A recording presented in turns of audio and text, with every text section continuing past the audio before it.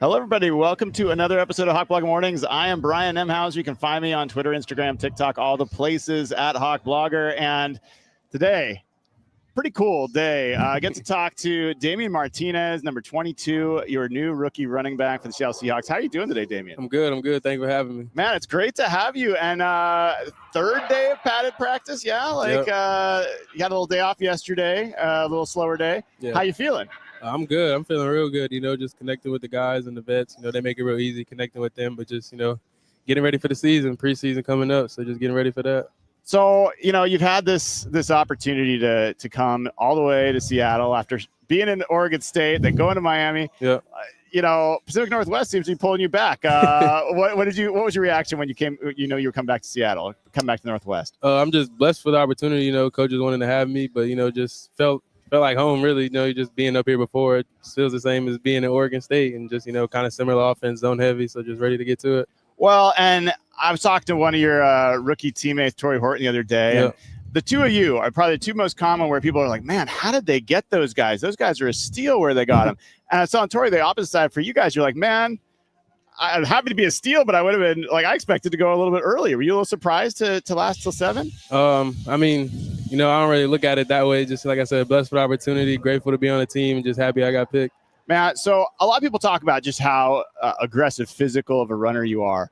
But I think that sells you short as a change of direction. You're hezzy, and you've got a lot in the toolbox, man. Yeah. You agree with that? Yeah, no, for sure. I definitely agree with that. I just, you don't probably see it as much as the other guys, or I wasn't as, I guess, a big hype like that, so they don't really talk about it. I mean, most of the times I see that, it's in the open field for you. You burst through the hole, you're physical through the hole, but then when you're getting to that second level, you are dead-legging guys. You are you're making guys miss. And so getting out here, going against this defense, what are your initial impressions of the Seahawks defense?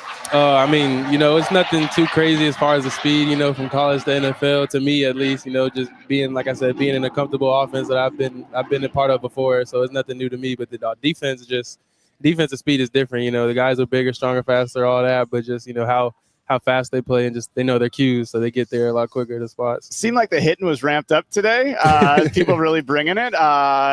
Anyone get your attention in particular that you met in the hole? Nah, not yet. A lot of just real thud and things like that. But I'm ready to get to the first preseason game and let it loose for real.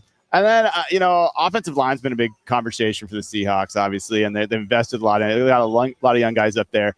How's it been for you so far, right in this wide zone? Are you finding holes? You finding you feel like there's progress being made on how this team's running the ball? Yeah, no, I definitely feel like, there's a lot of trust being built. That's where it comes from a lot, where the main kind of core comes from, just being able to trust your guys and know they're going to get their job done and trusting that they'll do their part. So, you kind of fit in where it goes, just finding that flow with the offense. I feel like there's a lot building right there. We're 2 days away from you putting on pads and going to Lumen Field for the scrimmage. You looking forward to that first moment? Yeah, like I said, just ready to let it loose for real. Full go. So last thing I want to ask you, obviously Clint Kubiak's in here teaching OC. You got Kennedy Palomalu, running back coach. Yeah. What's been that experience like? What are your impressions of Kennedy and the offensive coordinator? Really just two great guys, off the field, but then when it comes on the field, they're just smart and know what they're talking about. Coach KP, he's been around a lot of greats, so just finding that motivation from him, and he kind of brings that fire too every day, so it makes you want to play harder for someone like that. Well, Damien, man, everybody is so excited for what you're going to bring to this team. You run in the style of some of the greats that have been here, and I think people are going to love it when they see you in real action. So I appreciate your time. So thank you. Good luck to you, Damien Martinez, your rookie running back for the Seattle Seahawks.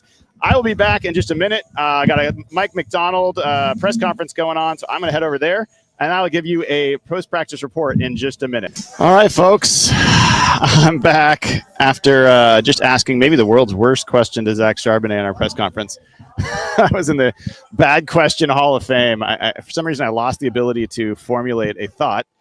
But whatever. You know what? You're not going to win them all. You're not going to do great on each one. So let's talk. Let's do a post-practice report. This is one of the challenges of being a one-man crew, cameraman, audio production, needing to be in two places, interview Damien Martinez, get to talk to Mike McDonald on a day where we really wanted to have questions for him. So had to abbreviate the interview with Damien Martinez. How we'll get him again. We'll talk more with him, but it was good to talk to him. Obviously, he's having a good camp and getting a huge opportunity now with Kenny McIntosh out for the year with the ACL.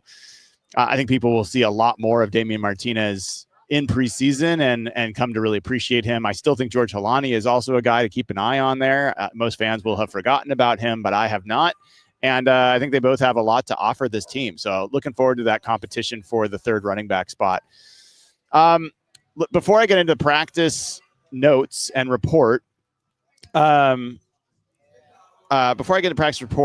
want to give a heads up about just some of the news that came down and some of the stuff I heard from Mike McDonald just now. So Charles Cross, reported by Albert Breer, and I think by Ian Rappaport as well, had surgery on his hand for a dislocated finger.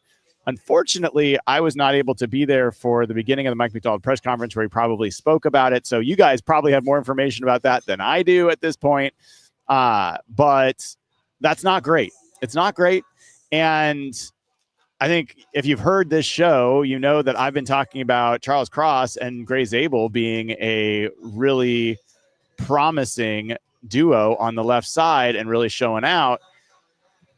Charles Cross goes out. If he's not able to get back for some reason for the first week, that's you're talking about Nick Bosa and maybe Michael Williams and Bryce Huff and whoever else going up against maybe Josh Jones.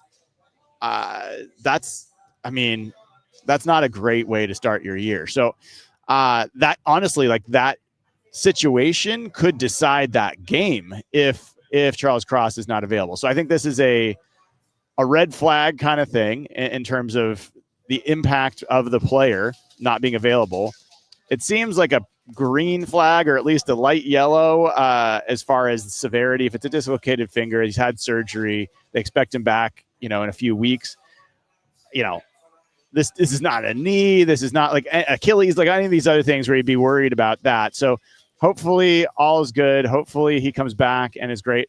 I don't think him missing time is that big of a deal, honestly. Like, yes, it'd be great for him to be here for all the installs, to be getting the reps. But Charles Cross is now in his fourth year. This guy's been in the league. He knows how to do most of what he has to do. He's been here for the first week and a half of training camp and for all of OTAs and all of mini camp. I think he's got a decent idea of how to play the position that he's going to be asked to play. It would be great if he was getting more time to continue to build the chemistry with Gray Zabel and all that stuff. The offense does not need more obstacles to, get up to speed and to find their consistency and rhythm. And so that's not ideal. But as far as like this happening now versus during the season, there's no question this is a better way for this to occur. The other piece of news that I'll share, let me continue on that bent for a second. So at left tackle, Josh Jones, I think, would be the guy that they signed as a free agent swing tackle, would be the first man up, I think, for that Charles Cross replacement. But I'll tell you what, if you ask me right now, Mike Jarrell is the guy. Like, Mike Jarrell has come back. He looks really solid. I'm not seeing him lose many reps, whether it's 1v1, whether it's in practice. I think he looks the part. I think he's a more interesting athlete. If it was up to me, and it's not, and should not be, but if it was up to me, I would start Mike Jarrell over Josh Jones at left tackle, based on what I've seen. Not just this year, but last year, but especially this year. So that's going to be an interesting thing to watch. We will see how that goes. I think they'll now go back and look at the film from today's practice where, those two were both playing left tackle, and we'll see if they change their mind a little bit. Other bit of news. So I did race over there to ask Mike McDonald about, okay, hey, you had said that maybe by the second week or so, you'd want to start locking things in on the offensive line. Do you feel like you've learned from these padded practices? And he's like, yeah, we're getting close. We're probably going to want to go into preseason games, but they're getting a pretty good idea. And here's what I'm going to say right now. You've heard me talk about it the last couple of days. I'm calling it. I think Anthony Bradford's going to be your starting right guard. You may not like that. You may love that. I don't know. If you don't like it at all, I highly recommend you check out the interview I did with him yesterday. might change your mind a little bit about who he is and the kind of guy that you want in there, I think he's the guy. And I asked Mike Macdonald about Anthony Bradford today and about the right guard position. And he had said earlier in the year, like, Anthony Bradford did come back. His body composition had changed significantly. And now he needs to just prove it with consistency day in, day out. And Mike Macdonald acknowledged, yes, that's what he has to work on. He knows that. But he's been doing a good job. And I think the way that reps are being parceled out is starting to change. And where Christian Haynes was getting, a lot of those reps at the starting right guard spot, I don't know if he got any reps there today. I think they're moving him around. They're trying him at center. They tried him at left guard a little bit today. And I don't think Christian Haynes is going to be in your starting lineup. That's my read of it. I think his eventual best position might be center, but he had some trouble with snaps today, and he wasn't alone in that. But he's still got work to do, even as a center. I think Anthony Bradford is taking this position more than Christian Haynes is not earning it, but I think there's a little bit of both. And Mike Macdonald mentioned Christian Haynes. He mentioned Jalen Sundell in that right guard competition. They're all still part of it. I don't think it's decided. But, here it is, July 31st. I am calling it. I think it's going to be Anthony Bradford. Now, if you want to completely undercut me and like make fun of me, which is fun to do. I like to do it myself. You go back in 2013, 2012 training camp where I called Matt Flynn the starter, that he was going to win the starting quarterback job. So I've been wrong plenty. Take that for what it's worth. I'm just telling you my interpretation of my analysis of what I'm seeing. And right now, I think Anthony Bradford's the guy at right guard. With that in mind, I will say that I really liked what I saw from Anthony Bradford and Abe Lucas on the right side today. I think those two together is a lot of power, a lot of beef. I thought Anthony Bradford pass protected well today. He did well in 1v1s. I'll go over my notes with you guys in a second there, but I think he's accelerating into the position, and I don't see anyone else really doing that. So, they had Jalen Sundell playing like right tackle at some points today. Like, I think they're scrambling a little bit with their rotations and figuring out. Scrambling is the wrong word. They know exactly what they're doing, but they're shuffling a little bit to find out where guys can play and how to take advantage of the guys they've got. But all that said, that's my current read. Could be completely different a week from now, but that's what I see right now. The other thing I'm trying to think if there's anything else news-wise. So I highly recommend, if you didn't listen to the Mike Macdonald interview with Brock and Salk this morning, you check it out. I thought it was one of the more insightful interviews we've heard from Mike Macdonald, and he opened up a bit. And the fact that he is working with Mike Gervais, Stephen Hauschka. Mike Gervais is a performance coach. He was someone that Pete Carroll brought in, and that he, like, you could see, we've talked about it this offseason, that things feel a little different. There's more of an injection of fun. There's more of silliness. There's more like camaraderie. And I think Michael Gervais probably is a big part of that. And when I asked Mike Macdonald about, like, well, how did that get started this year? Like, who decided that was a good idea? He said it was John Schneider's idea. John Schneider has a relationship with him from when, he was working with the team back in the Pete Carroll era. And John Schneider's been on there. He's done an interview with Michael Gervais. Michael Gervais got a Finding Mastery podcast, I think is what it's called. And you can hear John Schneider interviews, a couple of Pete Carroll interviews. I recommend you check those out. But interesting that John Schneider, brought that up as something that could help. And the fact that Mike Macdonald was open to that and then has embraced it. And I think everybody here sees, including the players, including everyone around, can see the growth in Mike Macdonald as a leader, in terms of how he's commanding things, how he's relating to folks. I wrote my postseason, like my end of season article, EQ is kind of one thing that I believed that he needed to work on. And I'm seeing tons of signs that, he's made some strides there. Not that he was like unable to relate to a person, but I think he has really softened in that way. And I think that him having the players talk to each other about their why and the 12 is one and all that kind of stuff might sound like cheesy to some folks, but it is the difference between being a group of individuals being paid and actually being a team. And so I think that's good news on that front. All right. So let me get into some of my notes. I will not go into my awesome Zach Charbonnet question I asked where man, I'm glad at least I've asked some good questions over my time and I don't have to worry so much when I ask a total stinker like that. All right. So what did they do today? So player of the day, probably Nicky Manwari. Nicky Manwari picked off Jalen Milroe again, diving interception. And again, he ran to the crowd to celebrate.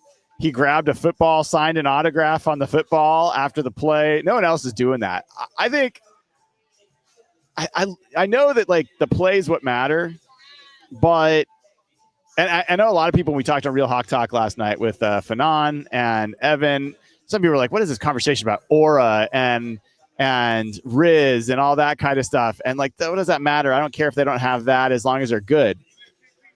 I still believe that you need swagger. You need like just that absolute overflowing of confidence and personality. I think generally to be great at this game, and it would be great at any professional sport. And I think Devin Witherspoon wouldn't be the player he is if he didn't have that.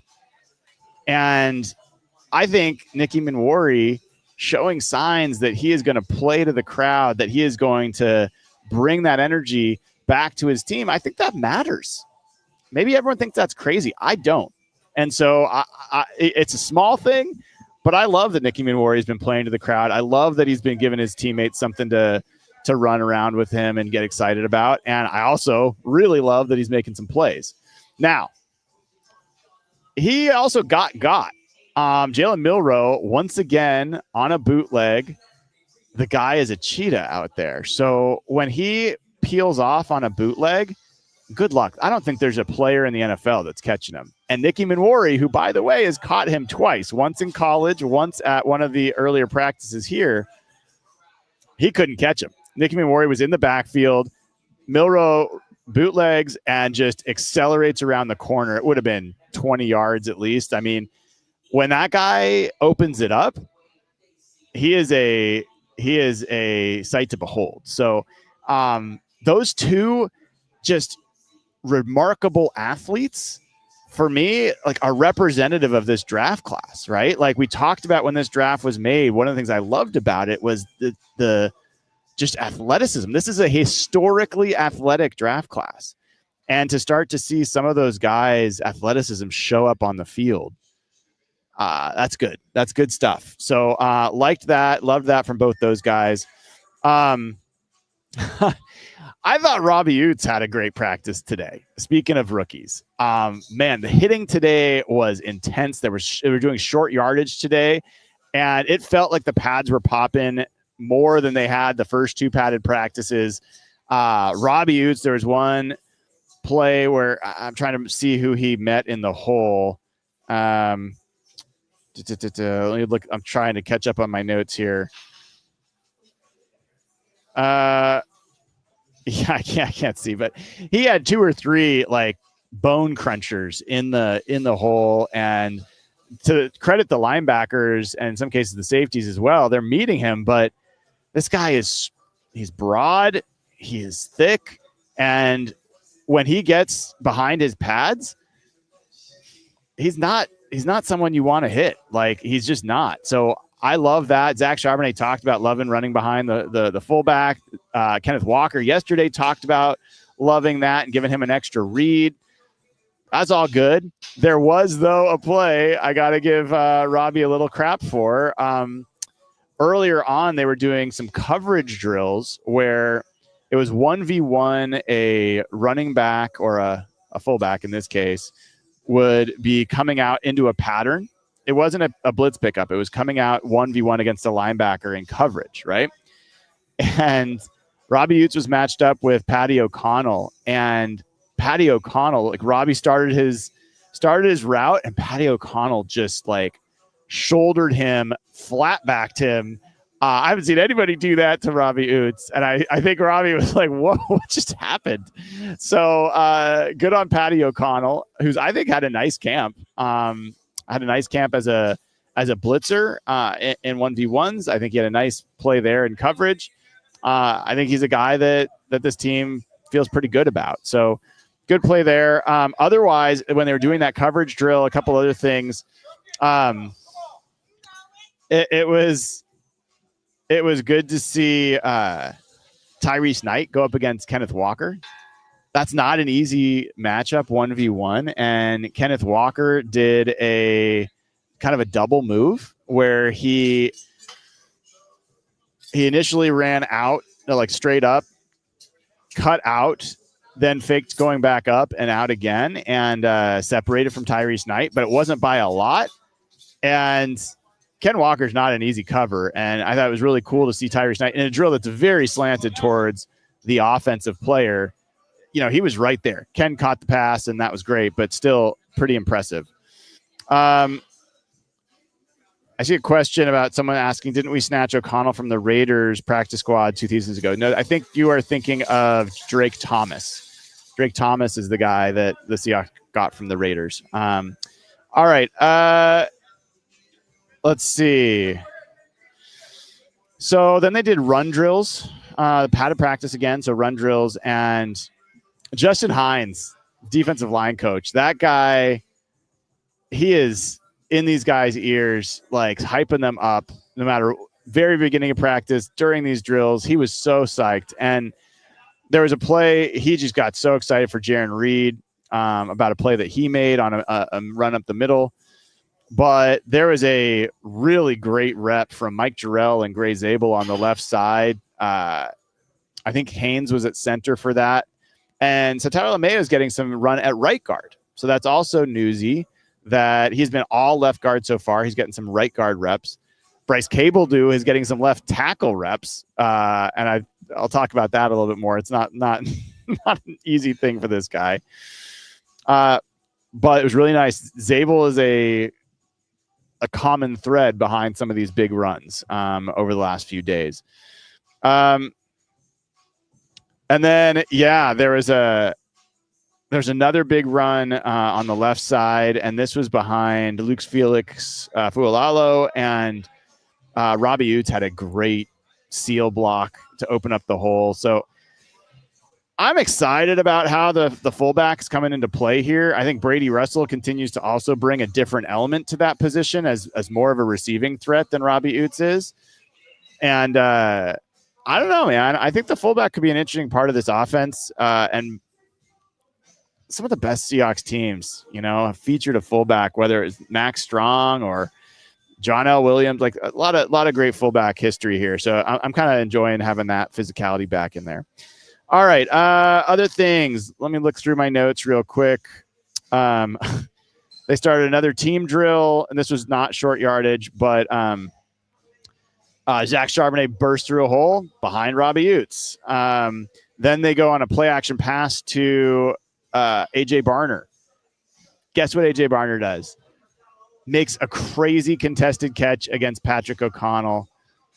All this guy does is make catches no matter who's covering him, how close they are. And he got up and he was psyched. And A.J. Barner, I as I'm looking through my notes, I forgot he had a great practice as well. Got to a red zone drill later. There was a bootleg. A.J. Barner touchdown, which this guy, all he does, make contested catches and score touchdowns. It's a great combination. If you're going to have two things you do, those are two pretty good things. So he had a nice practice. Let's see. John Ross had a nice practice. The linebacker made a couple of good plays in coverage, as well as fitting up against the run and showing some physicality. Demarion Williams had a nice practice, number 37. There was a 4th and 4 play where They tried to throw a slant to Cody White. I think this was Drew Lock trying to throw it to Cody White. Cody White couldn't quite hold on to it, got knocked into the air. Damarian Williams almost got it. And then it almost got caught by Cody White as he was falling down. It ended up being an incomplete pass. I will say this. I love this time of the day. All the fans are gone. All the players are gone. Most of the media is gone. And I'm looking at Mike McDonald and his wife and his dog out on the practice field, smiling and having a great time. That's good stuff. That's good stuff. So anyway, Damarian Williams had a nice practice. Then we get into 1v1s, and they were kind of doing a little bit of blitz looks today where, for example, you'd have DeMarcus Lawrence lined up over Christian Haynes at center or Olu at center or something. At this point, it was Olu. And he was standing up as opposed to being in a 3-point stance with his hand on the ground. And the first one, DeMarcus Lawrence does a nice spin and kind of gets around Olu. The second one, Olu wins that rep. So that was cool to see. Anthony Bradford, he first beat J.R. Singleton, and then he like won the rep, and then he went up against Jaron Reed, and Jaron Reed probably gets the least amount of talk for a guy that's, I think, a pretty big impact player for this team, and he's a handful in these 1v1s. He's given Gray Zabel trouble. He's given everybody trouble, and Anthony Bradford totally stoned him, and Jaron Reed dapped him up afterwards. You could kind of see he was respecting him. So when Anthony Bradford gets bull rushed, different than the other guys, he can anchor after like a step, whereas like a Christian Haynes, some of these other, like even Olu, like you get pushed back 3 or 4 steps. And so that's one of the reasons I just think Bradford offers some things that are a little bit, his physicality and his athleticism, I think, is a little bit just more pronounced. Abe Lucas absolutely stoned Derek Hall, and then he did it a second time. Oh, man. So this was a drill where Mike Jarrell really showed up for me. The first rep was against Tyreek Smith. Now, Tyreek Smith is not like some world beater necessarily, but the pop in Mike Jarrell's hands like just sent Tyreek Smith like a few yards out. Like he has got such a punch in his hands. And then he did it again. Tyreek Smith tried to come spin inside. He popped him and Tyreek Smith fell on the ground. There's something, I think there's something special with Mike Jarrell's combination of skills. I think he's still a developmental player. I don't think he's a complete product by any stretch, but I was impressed by what I saw from him today. And what I've seen from him during camp. Let's see. Jared Ivey had a good practice today. Jared Ivey showed up in this 1v1 drill. He first goes against Mason Richmond, who is playing left guard in this drill. And the first rep, I think Mason Richmond definitely won. He kind of ran him around the outside. The second rep, Jared Ivey kind of does a push-pull and gets Mason Richmond on the ground, and his defensive teammates kind of hooted and hollered at Jared Ivey for winning that rep. They loved what they saw there. He also had a play in the backfield, a tackle for loss. He had a number of plays this practice. So Jared Ivey, I mean, I think that guy is climbing the depth chart. And as I said at the beginning of camp, I think he is kind of their answer for who's behind DeMarcus Lawrence. I think he's certainly moving up. And I think I've got to do a 53-man roster update show soon. Maybe next week I'll do that to kind of update where I think things are falling with the roster. Mike Morris. God, there were a lot of guys that had good practice today. Mike Morris had a really nice day today. Mike Morris, he went up against Ataola Mea, beat him pretty handily. The defense got really excited. Then later, who did he go up against next? And then he beat Christian Haynes. So Lamea and Haynes, and then during practice, he was in the backfield. He was making plays against the run. He was getting some pressure. I thought Mike Morris really stepped forward today. In fact, I'm going to have to sit down and talk to Mike Morris, see how he's feeling, because he certainly got my attention today. Let's see. Moving on. See if there's any other things that I want to. I mean, the play action bootleg stuff is just a huge part of this offense. The tight ends are getting involved there. Albert caught some passes. As I said, AJ Barner did. I talked to you about Jalen Milroe running away from Nicky Minwari. Let's see if there's anything else. It was good to see both Isas Waxter and Reek Woolen, longer, big corners, come up and deliver some big hits in the run game. And in this case, I think Waxter got a little bit. He was hit more by Jacardio Wright than vice versa, but he met him, and Jacardio Wright ended up falling down too. So I give him credit for being there and put his body in harm's way. I think there's a really big run a little bit later from Kenneth Walker behind Anthony Bradford and Abe Lucas. So where the last few practices we've been talking about Gray Zabel and Charles Cross creating some space, today it was the right side that I thought there was more running room, which was cool to see. I continue to not see much from Marquez Valdez-Scantling. I don't know that he's made a play so far in camp. Like, this is your deep threat, and I'm not seeing it. We have not heard from Torrey Horton in a few days. So a little bit question there about what's going on with the receiver room and whether those guys are going to need to step it up. Jake Bobo had a nice day. A couple nice contested catches down the field, going up and over some corners. And I think, so a couple of quick things to finish up on. So Tyler Hall made a great pass breakup on a red zone drill to end practice, and the defense just surrounded him. Devin Witherspoon picked up this kid that was on his shoulder. I don't know where this kid came from. Maybe he's a ball boy or something. Had this little, probably like 8-year-old kid, 7-year-old kid. I don't know. Maybe he's younger than that, but on his shoulders, and they were jumping around. It was fun, man. It was great to see.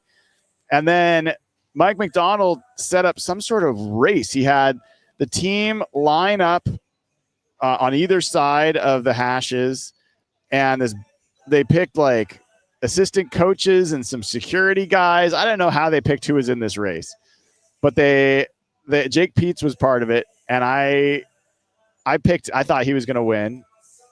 I have record of this, and he did. But man, it was fun. It was a fun way to end practice. Pete's like raised his hand as he ran off. The whole offense followed him because they were so excited the offense won. I don't know what they got for that, but we wouldn't have seen that at practice last year. We just wouldn't have. And I think that was fun to see, and I think everyone enjoyed it. So I wish I could have taken a picture, but I was told I could not, so I did not. All right, folks. I think, let me see if there's any super chats or questions I should get to. I appreciate everybody sticking around while I went and talked to Mike McDonald and Zach Charbonnet. And I think that'll do it for this practice report Hawk Blogger Morning edition. I will not probably be at practice tomorrow. I'm going to take a day with my son and hang out with him. And then I'll do a show probably at some point. I might come down here. I haven't decided for sure, but I know NFL Network's going to be here tomorrow. I will not have the use of my lovely tent, so I'll just have to see what I end up doing. And I would guess part of the reason I'm not planning to be here is Saturday is the scrimmage at Lumen Field. So I think tomorrow is going to be light. It's going to be a light practice. I don't think much is going to happen. The only reason to be here, honestly, is just to talk to whoever's doing pressers or do an interview. So I have to decide if that's worth coming down here for. But keep an eye out. The best way to do that, click like, click subscribe, click the bell to get notified when I go live. And you'll find out when that all will happen. Until then, everybody, have a great rest of your day. I'm Brian Nemhauser. This has been another episode of Hawk Blogger Mornings. Take care.